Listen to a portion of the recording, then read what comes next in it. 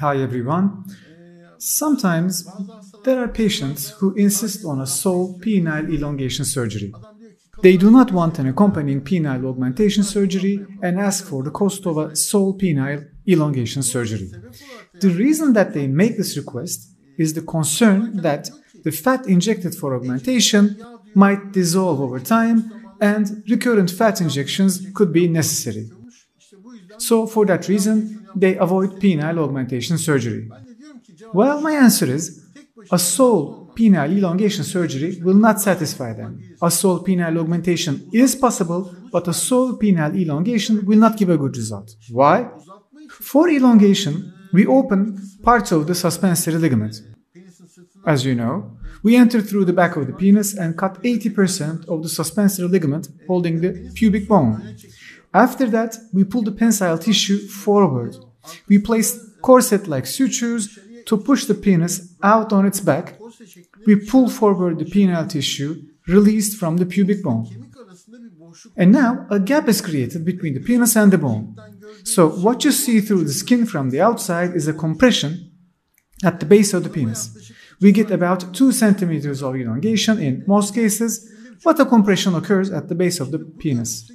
This really is an unpleasant situation, and if you leave the surgery at that point, the patient will not be satisfied. A 2 centimeters elongation alone will not satisfy the patient, not to mention the unpleasant image of the compression. That's why I turn down patients who only request elongation, but sometimes patients just don't accept it. The patient texts me 50 times, can't we do that? Why not?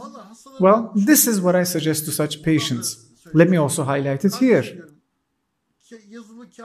I want them to write with their handwriting on a piece of paper.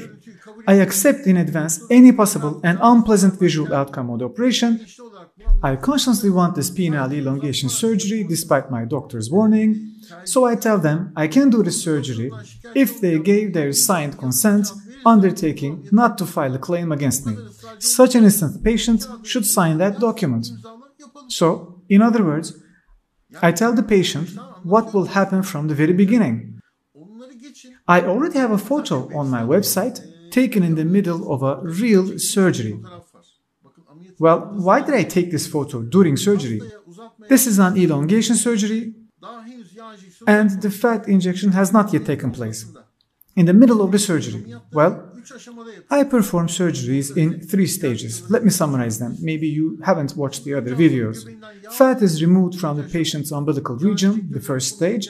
Extracted fat is placed in injectors and set aside. Second step, the elongation procedure where we open the suspensory ligament, etc. Final step is the injection of the extracted fat around the penis. In other words, we complete the surgery in these 3 stages.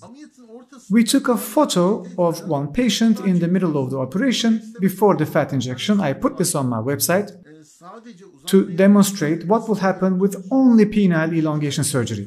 First, the image will not please anyone. Visit my webpage and take a look, peniscerrahisi.com. This photo is available on the augmentation surgery page. But I just can't explain it to patients. The main reason I made this video is this. From now on, I will directly send the link of this video to patients who ask me this question. I can still perform the surgery if the patient gives a signed consent, undertaking not to file a claim about me, saying I accept in advance any possible and unpleasant visual outcome from the operation. Yes, but if the patient requests further fat injection, claiming that he is not satisfied with the outcome, well, he will have to pay a second surgery fee. So, I warn you from the beginning. Listen to my warning. They tell me this or that clinic performs the surgery. I just tell them to go there and undergo the operation. It is their responsibility. I don't know what they will do if they're not happy with the result and go back. That's why we turn down requests for sole elongation. In this case, the result will be as if the surgery were left unfinished. You will end up with an appearance that is unpleasant, not satisfying. Plus, the elongation achieved is around 2 centimeters anyhow. This is what I tell you from the beginning. Elongation alone will not satisfy the patient. This is not something we disguise. The elongation achieved will not be 10 centimeters, it will be only 2 centimeters. First, elongation alone will not satisfy the patient. Secondly, I think the thickness of the penis is more important for a satisfying intercourse. So, if you say you don't want to undergo both operations at the same time, I recommend you to undergo augmentation. Some of the women who have given birth, undergo vaginal tightening. The equivalent of this for the male is penile augmentation. Thickness is more important in intercourse. A 9 or 10 centimeters long penis is sufficient for intercourse, but thicker is always better. Then one more thing. Patients are afraid that they will need repeated injections. They believe that the fat injected will dissolve over time and recurrent fat injections will be necessary. Well, there are two issues about the surgery that are outside of our control. I tell this to every patient from the beginning, and this is also in my videos. First is the structure of the fat. The structure of the belly fat we extract from patients is not the same for everyone. Some have a very saturated and dense tissue, such as paste, mashed banana, like mashed potatoes. This fatty tissue does not diffuse over years. It stays as it is.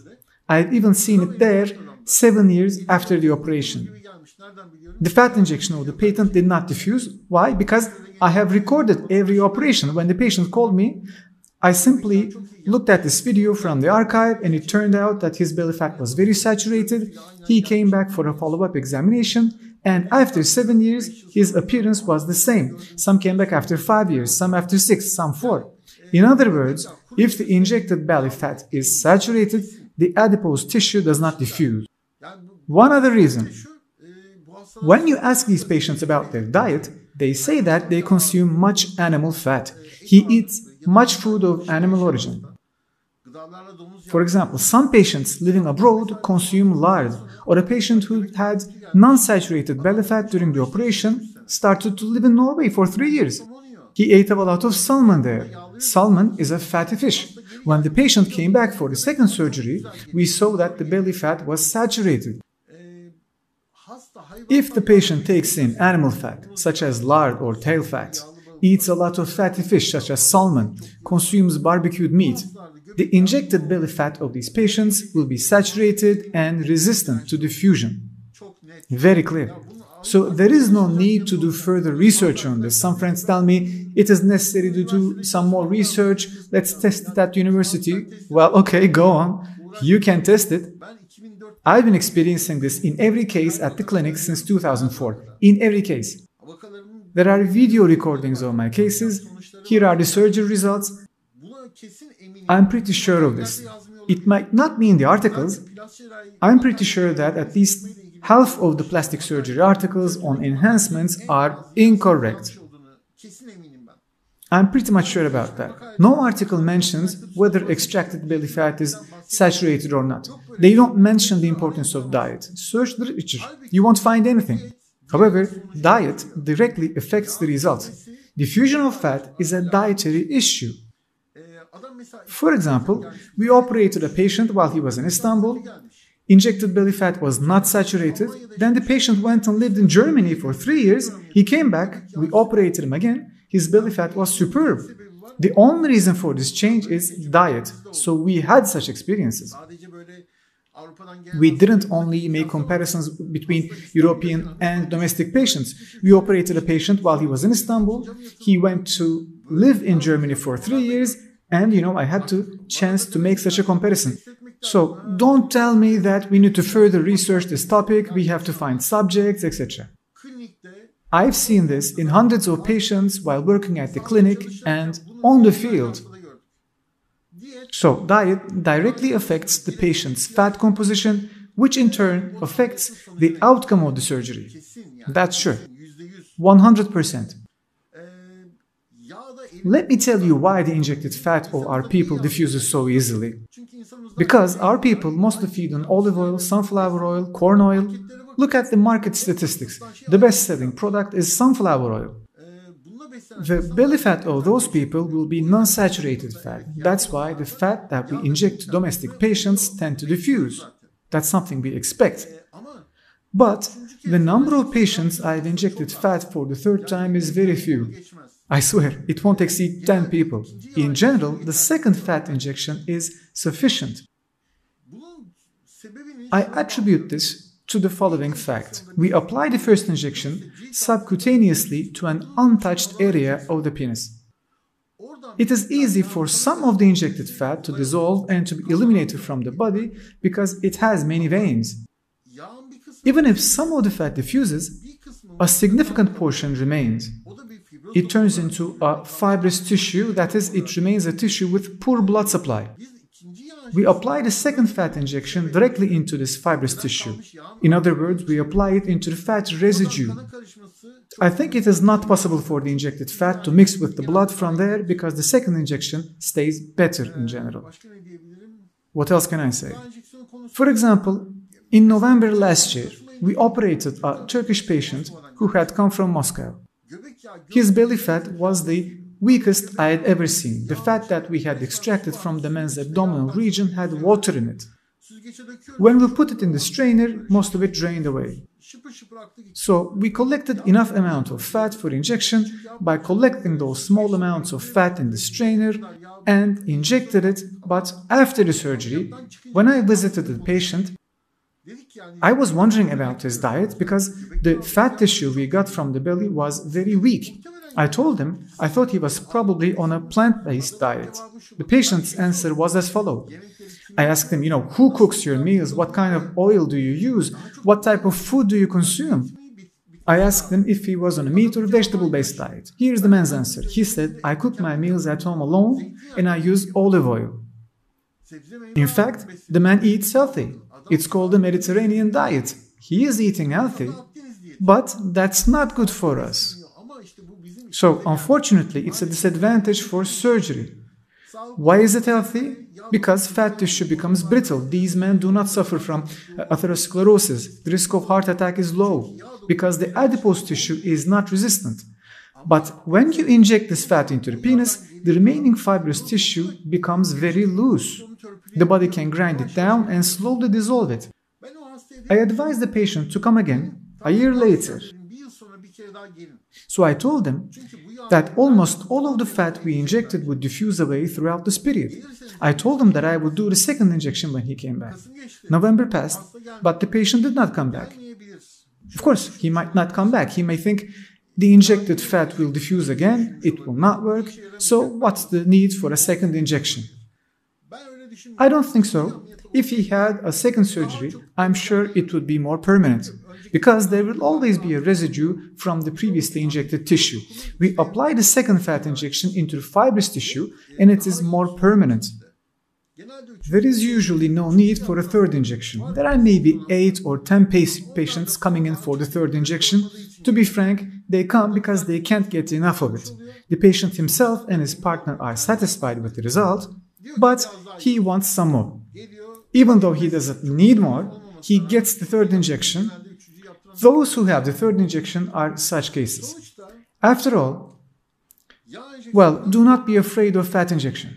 I mean, injected fat, okay, can soon diffuse, but if a second fat injection is needed, we do it, like a third of the cost of the surgery, so it already covers the costs.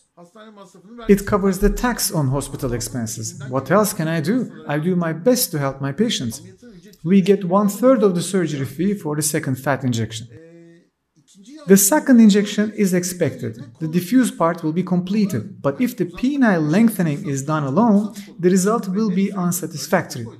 I also put an example. Visit my website and have a look. There is a photo. Don't ask this to me persistently. Also, these patients are very insistent. I just don't understand it. They always ask why not. They ask why augmentation alone is possible, but lengthening alone is not. Then I want them to give a written consent stating, I accept in advance any possible and unpleasant visual outcome from this operation. I consciously want this surgery. I won't file a claim against my surgeon in this regard. I also tell them that I will charge the full surgery. Once again, if they come back for a second fat injection, claiming that the base of their penis collapsed and the injection was not sufficient. Anyway, this video was prepared to answer patients asking this question. Now on, I'll post this link alone. That will be enough. Don't ask me these questions again. Did I make myself clear? That's all. I'm really tired of writing about this. For some reason, these patients are very stubborn. They always ask why, and the answer is this. But I will make a short addition to this video because I realized this after I finished shooting because I jumped from topic to topic. So I said there are two issues on these surgeries that are beyond our control. One is the composition of the belly fat. Yes, nutrition, diet of the patient, the place where the patient lives, here in Istanbul or in Anatolia, directly affect the composition of belly fat. The second point beyond our control is this. We advise the patient not to have intercourse for 3 weeks after the operation. The reason is the process where the fat we inject around the penis transforms into fibrous tissue. And this takes 3 weeks. It cannot be fed there and turns into fibrous tissue. So fat cells lose their vitality and leave a residue. This is what provides thickness. But if there is friction on the penis during this process, when the fat hasn't yet turned into fibrous tissue, the tissues lose their vitality, then the fat mixes with the blood and is thrown away. This is the second issue that is beyond our control. Sometimes, and it has happened a few times, the patient calls me saying, "Doctor, I did something wrong." I ask what happened, and he says that he had sexual intercourse on the 10th day. He asks, what should I do? Because they know, and because I said it can accelerate diffusion. Well, I say, there is nothing to do. Just be careful not to have intercourse for the remaining 3 weeks. Let 6 months pass. If much of the injected fat has dissolved and lost, let's think about it then. So, until date, I think I have seen only 2 patients whose fat I injected completely was diffused. Only 2, no fat left. What these 2 guys told us were the same. The first one said that he had many partners, he used all kinds of drugs and alcohol, he said it was his lifestyle. So, it was the way he lived. I operated this guy twice, but no fat was left after the injections. 1.5 years later, another patient came. It was a very similar case. He used to say the same thing. He had many partners, he used all kinds of drugs, no fat was left after his injections. I don't think this has anything to do with drugs. I think it has something to do with early intercourse. If the patient has intercourse earlier than the time I have specified, much of the fat is lost. I think it's very clear. So you need to spend these 3 weeks without sexual intercourse. Let me also note, well, yes, we allow sexual intercourse after 3 weeks, but in general patients say they had pain during the intercourse. In the first few relationships, they may seriously feel pain. A patient told me, I told that, "Doc, I both cried and had an orgasm, so it was a very weird feeling." So the guy felt pain and had an orgasm at the same time. Well, it's possible. Pain is normal in the first few intercourses. I told them about the patient who said he had intercourse on the 10th day. They wondered how. Some patients can actually have intercourse at the end of a week, on the 10th day or something. They don't even talk about pain. However, some patients experience severe pain during the first intercourse, even at the end of the 3rd week. That's what they're talking about. It usually goes away after a few times. That's what they say. I shooted a video about interesting cases, and I explained that there. I had a patient from Iraq. He was brought by his relatives here in Turkey. We performed the surgery and sent him back. A month later, they called me because the patient's surgery site was infected. I told him he wouldn't be infected after a month. You would call back on the 10th day. Even if it is infected, it takes a few days for it to reproduce. Theoretically, the patient should arrive on the 10th day or at the end of a week. However, this man called a month later, claiming that he was infected. He saw a urologist there. I told him to come for an examination if he saw a urologist, and he said that there is something wrong. The patient came back from northern Iraq. We examined him, no problem. So where did this infection come from? Why did you see the doctor? He said he had an intercourse with a woman at the end of the 3rd week. He felt some pain and visited the urologist. the urologist looked at the penis, it looks plump, there is pain, swelling, and concluded that it was infected. They sent the patient back here unnecessarily. Maybe the urologist wouldn't send him back to me if he had told him that he had undergone an enhancement procedure. But when he saw that the penis was swelling, he concluded that it was infected. So there may be pain at the end of the first 3 weeks. This is not something so important. The important thing is not to have intercourse within that period. If something like rubbing, massage, masturbation is applied on the penis, the fat will diffuse. The fat will be lost. I remember that a surgeon who made a presentation at the urology congress that I attended 2 years ago had said, I advise the patient not to have intercourse for 6 weeks. Instead, I recommend massage during this period. I was shocked. He either didn't know why he was banning intercourse or why he suggested massage. If you do not recommend having an intercourse, why offer massage? I mean, it's ridiculous. That colleague didn't know what he was doing. Whatever. I wanted to add this to the end of the video because I think I had missed it previously. I'm glad to have checked it. See you later.